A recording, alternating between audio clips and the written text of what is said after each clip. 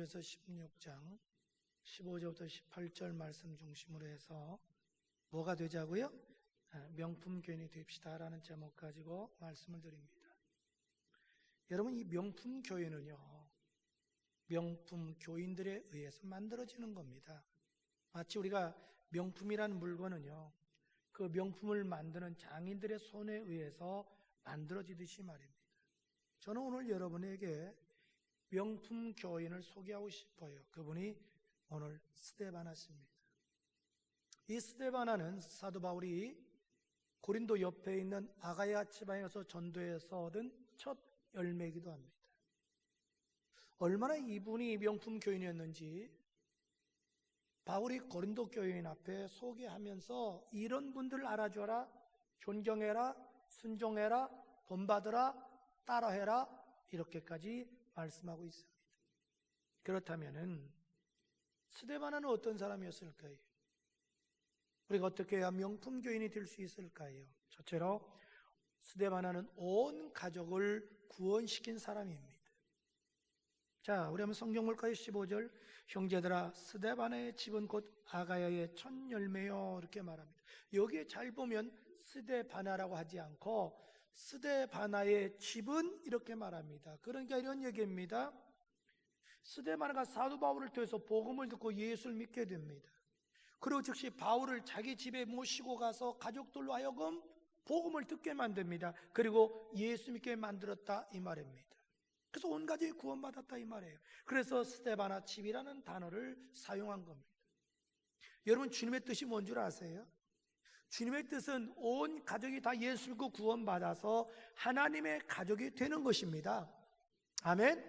그래서 사도행전 16장 31절에 자, 화상복을 읽을까요? 시작. 이르되 주 예수를 믿으라, 그리하면 너와 네 집이 구원을 받으리라. 아멘. 여러분, 사도행전 16장에 뭐냐? 바울이 빌보 가서 전도하지 않아요. 그때 최초로 복음을 받아들인 여인이 루디아라는 여인이에요. 루디아가 사도 바울을 통해서 복음을 듣고 예수를 믿게 돼요. 그리고 너무 감격스러워서 그 즉시 바울을 자기 집으로 모시고 가요. 그래서 가족들 하여금 예수의 복음을 듣게 만들어요. 그래서 그날 가족이 다 예수 믿고 구원받고 침례를 받게 돼요. 그리고 사도행전 16장에 보면요, 빌보 간수가 나오거든요. 빌보 간수가 바울을 통해서 예수 그리스도의 복음을 듣고 예수를 영접하게 돼요. 구원받은 후에 너무 감격스러운 거예요. 그래서 그 밤에 바울을 자기 집에 모시고 가요. 그래서 자는 가족을 깨워요. 그래서 복음을 듣게 만들어요. 그래서 가족이 그날 다 예수 믿고 구원받고 침례받아요. 여러분, 사도행전 10장에 보면요, 고넬료라는 분이 나와요. 당시 이스라엘은 로마가 지배해서 식민지 통치하고 있었잖아요. 이 고넬료라는 분은 로마의 군인, 장교의 백부장이에요. 파견 나왔어요. 그런데 어떤 과정을 거쳤는지 모르지만 유대교로 개종을 하게 돼요. 그런데 이분이 인격이 신실해요. 신앙이 신실해요. 하루에 3번씩 기도하는 거예요. 유대인 풍습대로. 그 다음에 어려운 유대인들을 많이 구제해요. 어느 날 이분이 기도하는데 영안이 열려요. 환상을 보게 돼요. 천사가 나타나는 거예요. 근데 천사가 그러는 거예요. 야, 베드로라는 분이 어디 있는데 좀 불러서 좀 베드로를 통해서 하나님 말씀을 들어라, 그러는 거예요. 그래서 고넬료가 하인을 보내요. 그러면서 또 자기는 어떤 준비하냐면 자기 가족들, 친척들, 친구들 다 초청해서 자기 집에 다 모셔와요. 그리고 베드로를 통해서 복음을 들어요. 복음을 들을 때 마가다락방에 부어주신 성령을 부어주셨고 그 순간 온 가족, 그 자리에 있는 모든 사람이 구원을 받게 됩니다. 할렐루야. 여러분, 이게 얼마나 감격스럽습니까? 사도행전 10장 24절은 이렇게 말을 합니다. 시작. 가이사랴에 들어가니 고넬료가 그의 친척과 가까운 친구들을 모아 기다리더니 보십시오. 그뿐만이 아닙니다. 44절 이하에 보니까 베드로가 이 말을 할 때, 즉 복음을 증거할 때 성령이 말씀 듣는 모든 사람에게 내려오니 베드로와 함께 온 할례받는 신자들이 이방인들에게도 성령 부어주심으로 말미암아 놀라니 이는 방언을 말하며 하나님 높임을 들음이로라. 이에 베드로가 이르되 이 사람들이 우리와 같이 성령을 받았으니 누가 등이 물로 침례 베품을 그 말이에요.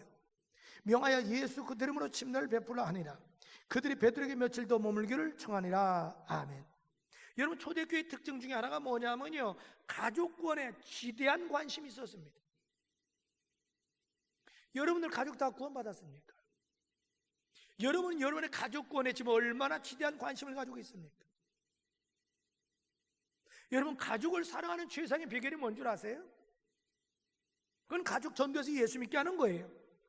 왜냐하면 예수 믿어야 죄사함 받지 않아요. 예수 믿어야 영생 얻지 않아요. 예수 믿어야 영적으로 하나 되지 않아요. 예수 믿어야 사회 천국 갈 수 있잖아요. 예수 믿어야 예수님 재림할 때 생명의 부활에 참여할 수 있잖아요. 예수 믿으면 이 땅에서도 화목하잖아요. 행복하잖아요. 잘 되잖아요. 아멘. 아니, 아멘 좀 해요.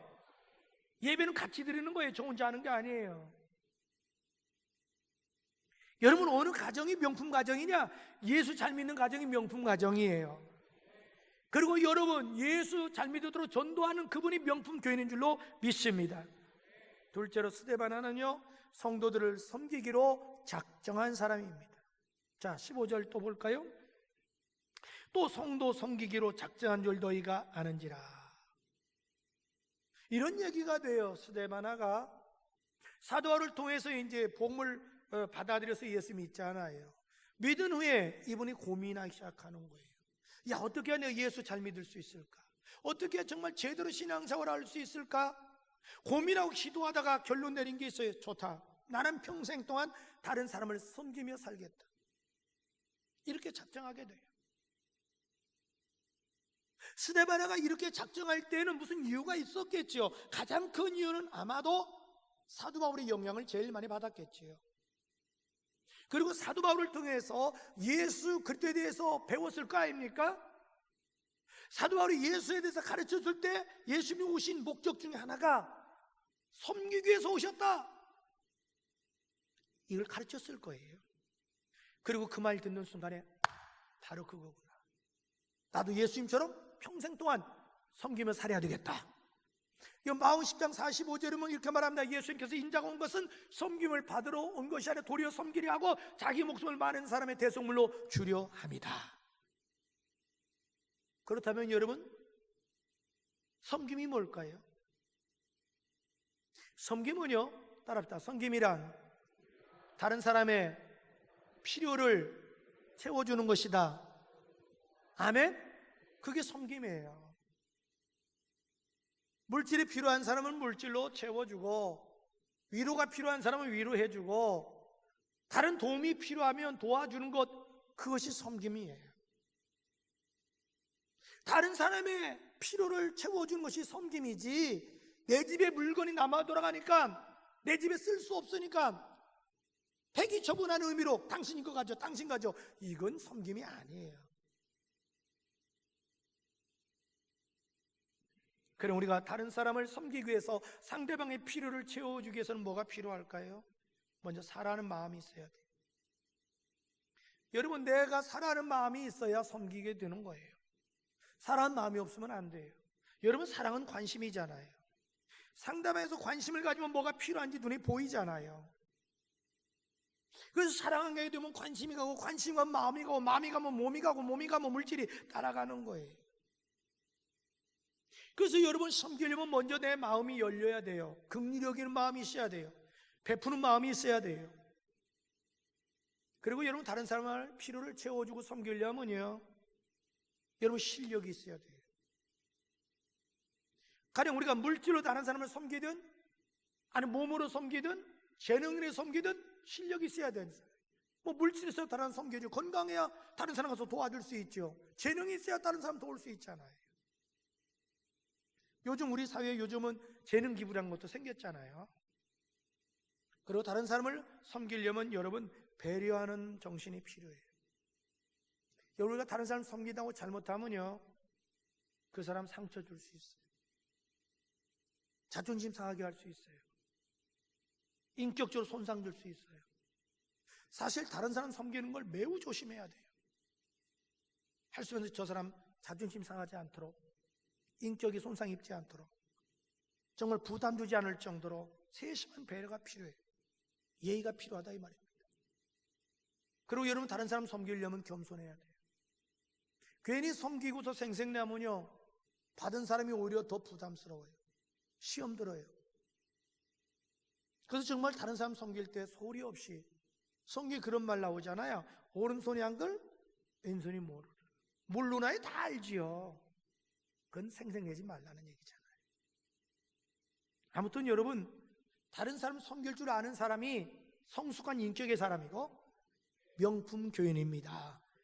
섬기는 교인이 많을 때 그 교회가 사랑이 넘치고 은혜가 넘치고 부흥할 줄로 믿습니다.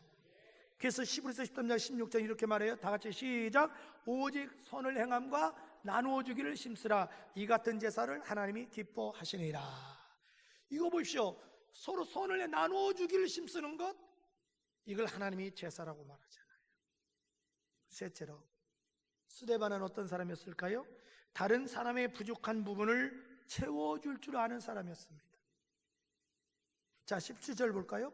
내가 스데바나와 버너나도와 아가요에 온 것을 기뻐하노니 그들이 너희의 부족한 것을 채웠습니다. 그러나 이런 얘기예요. 이 스데바나 이분은요, 이제 교회가 새로 들어오면 잘 모르잖아요. 뭐 성경을 어떻게 찾는지 어떻게 알아요? 기도를 어떻게 하는지 모르잖아요. 교회 생활을 어떻게 하는지 모르잖아요.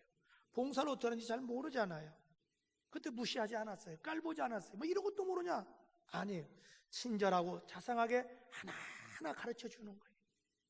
그러니까 새가족 입장에서는 굉장히 그분이 고마운 거죠. 그뿐만이 아니에요. 살다 보니까 교인들 중에 갑자기 너무나 어려운 분이 있다는 거예요. 그러면 자기가 물질로 힘껏 도와주는 거예요. 그러니 그때 도움받은 사람은 얼마나 고맙겠습니까? 배부른 사람은 까짓거 갈비가 별거 아니지만 배고플 때는 라면 한 그릇이 평생 고맙잖아요. 가령 여러분이 지금 갑자기 집안에 막 정말 급격한 교통사고가 나서 상상할 수 없는 일이 벌써 그냥 남편이 돌아가셨어. 정신 하나도 없어. 근데 서로 바쁘니까 가족 친척 들어왔다 인사만 하고 가. 근데 같은 목장 식구가, 같은 기관원들이 찾아가서 가만히 있어만 주는 거예요. 가만히 있어만 줘도 그것이 평생 고마운 거예요. 그리고 스데바나는 사회적으로 이 당시에 신분이 있었습니다. 교인들 중에서는 사회적으로 어려운 사람이 있잖아요. 그럼 억울한 일을 당해요. 그러면 스데바나가 심 닿는 데까지는 그 사람 도와주는 거예요. 얼마나 아름답습니까? 그렇다고 해서 여러분, 어떤 도움을 받으려고 교회 나오는 것은 좋은 게 아니에요. 전 여러분에게 부탁이 있어요. 교회 나올 때 분명해야 됩니다. 예수 믿기 위해서 교회 나와야 돼요. 예수 잘 믿기 위해서 교회 나와야 돼요. 다른 조건이 붙이면 신앙이 안 자라요. 어떤 개인의 유익을 추구하기 위해서 교회 나오면 안 된다 이 말이에요. 여기에 뭐 사회적인 신분 있는 사람 누가 나오니까 이렇게 연주를 하면 뭐 내 사업도 잘 되고 뭐 도움 받겠지, 이런 목적으로 나오는 하는 이분 신앙이 안 자라요. 물론 같은 교회에서 신앙생활 하다 보면 이왕이면 다 옹치바라고 좀 도와주고 이럴 수 있겠죠. 그러나 그걸 목적으로 나와서는 안 된다는 거예요. 그리고 여러분 부탁이요. 앞으로 제발 목사님 저 뭐 좀 도와주세요 하지 마세요. 제발 부탁이 앞으로 하지 마. 목사님 나 보험 좀 들어주세요. 목사님 나 이 물건 좀 팔아주세요. 제발 하지 마. 저 목사님 곤란해요. 그런 얘기는 아예 하지 마. 오지 마. 목사님 그냥 순수하게 밥 사드리고 싶을게요. 그러면 없는 시간도 내가 내. 무슨 의도인지 아시죠? 우리가 순수한 게 좋아요. 그래야 서로가 편하네요. 어떤 목적을 가지고 그분이 목장에 오면 목장이 깨져요. 어떤 목적을 가지고 기관에 오면 그 기관이 또 어려움을 당해요. 서로가 불편해요. 설사 여러분이 여러 가지 영업을 할 수 있겠죠. 그런데 말하지 마세요. 그냥 스스로 알아가지고 도와주면 좋잖아요. 그러나 여러분이 자꾸 얘기하고 막 명함 주고 부담스러워. 그렇게 하지 마세요.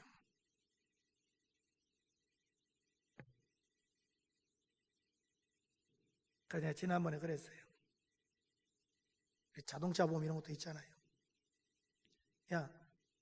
그 인터넷으로 들어라. 그럼 시험 안 나간다. 네. 누구 주고 누구 안 주면 안 되니까 인터넷으로 다 해라. 그래서 여러분들 그럴 리는 없지만 저는 항상 생각이 그래요. 우리가 순수해야 된다. 네. 그리고 성도 간에 서로가 그래 이거 다 엉치마니까 우리가 도와주자 이렇게 도와주면 그건 아름다운 거예요. 저는 우리 교회 그렇게 되기를 축복합니다. 네. 여러분 요즘은요 이 교회가 다양화되잖아요. 그래서 다른 사람 섬기기 위해서 같은 직업끼리 모여서 섬겨주는 경우가 많아요. 선교회 조직해서 가령 뭐 법률 선교회, 교육자 선교회, 또 뭐 미용 선교회, 또 뭐가 있죠? 요즘 많던데 뭐 체육 선교회, 또 장애인 선교회, 심지어 어느 교회 보니까 차량 정비 선교회가 있더라고. 그 차량 정비하는 분들이 주일날 무료로 교인들 차량 정비해 주는 거예요. 어느 교회는 법률 서비스 해주고요. 의료 선교회가 있잖아요. 의료 이렇게 무료로 해주고. 그러니까 이런 것들이 굉장히 아름다운 거예요. 저는 우리 교회가 그렇게 많이 생겼으면 좋겠어요. 여러분 다른 사람을 채워줄 줄 아는 사람이 많은 교회가 아름다운 교회고 명품 교회고 그런 교회가 성숙한 교회인 줄로 믿습니다. 성경이 이렇게 말합니다. 갈라디아서 6장 2절에 너희가 짐을 서로 지라. 그래 그리스도의 법을 성취하라. 여기서 그리스도의 법은 그리스도의 사랑을 성취하라 이 말이에요. 빌립보서 2장 4절은 말합니다. 각각 자기를 돌볼 분더러 각각 다른 사람의 일을 돌아보아 나의 기쁨을 충만케 하라. 고린도서 10장 33절 다 같이 시작.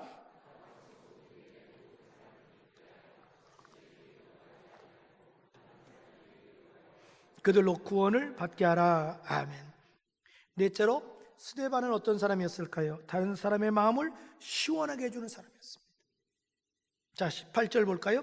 그들이 나와 너희 마음을 시원하게 하였으니. 그러니까 스데반은 주의 종과 성도들의 마음을 시원하게 해주는 사람이에요. 여기 시원하다는 뜻이 뭐냐면 격려하다, 위로하다, 편안하게 해주다, 희망과 용기를 주다. 아주 좋은 뜻이에요. 다시 말해서 스데반은 교회의 피스메이커였고 디딤돌이었어요. 여러분 저는 여러분에게 부탁이 있습니다. 우리는 다른 사람에게 상처 주는 사람이 되지 맙시다. 다른 사람 걸림돌이 되지 맙시다. 다른 사람에게 실망과 부담 주는 사람이 되지 맙시다.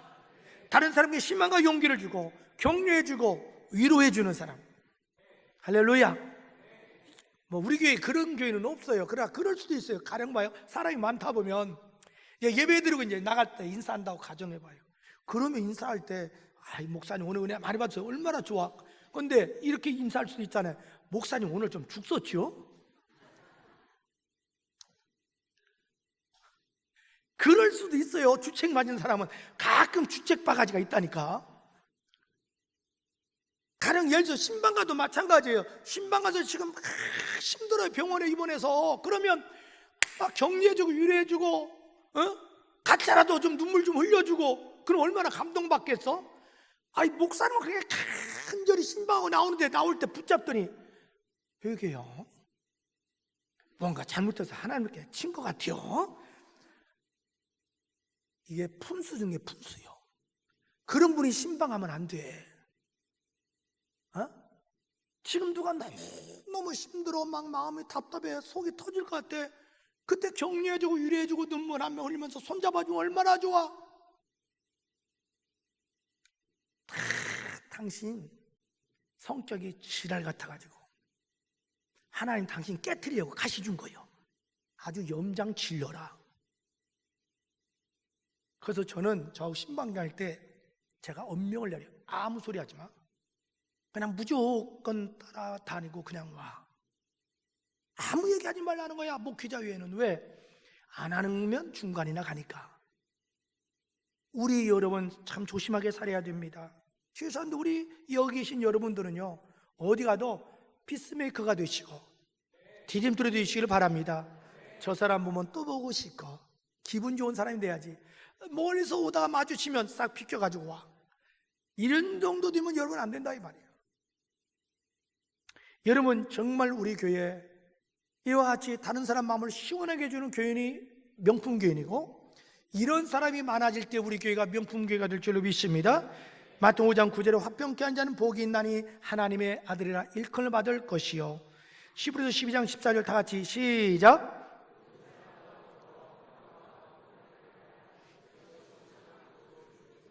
모든 사람은 더불어 화평 거룩함을 쫓으라. 이것이 없이는 아무도 주를 보지 못한다.